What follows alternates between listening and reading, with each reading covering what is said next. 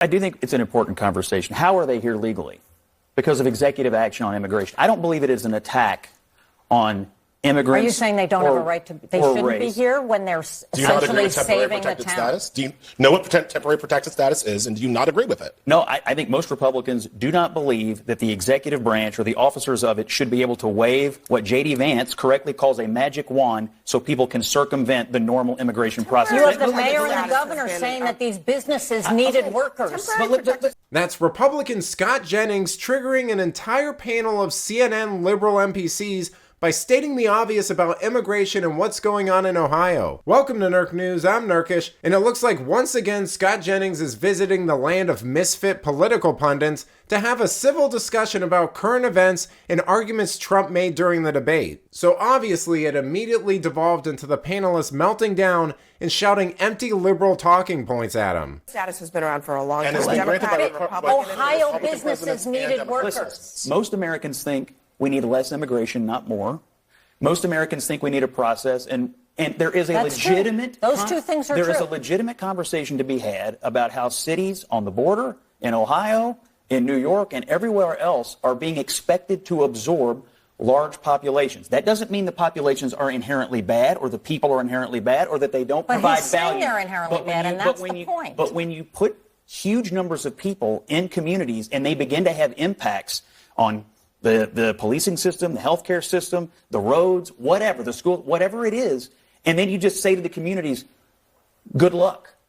I think Americans have a right to a debate about this. You know, liberal arguments for this stuff always boil down to essentially saying that you're heartless if you don't want a group of desperate, unvetted people flooding your country, becoming dependent on the state, and providing us with cheap labor that we can exploit to screw over working class Americans. And if you want anything less than a fire hose level of these people coming here and not assimilating, it's apparently problematic. And this is what the Democrats don't want to have. No, they think it's fine, and the Republicans want to talk about why we have an insane immigration system that cannot be controlled and reformed in a way that would make people think, okay, we actually have a process and it's under control instead of being out of control. That's where you're exactly wrong. Kamala Harris has a wonderful affordable housing policy, and if you guys are really worried about housing for these new Americans, then we should probably support her plan. Have you read it? It's actually pretty good. You're saying that you want to process temporary protected status is a process. Now, you might not like the process, Correct. but it is a process that has been used by Democratic presidents and Republican presidents. If there is a problem... Does that make it right?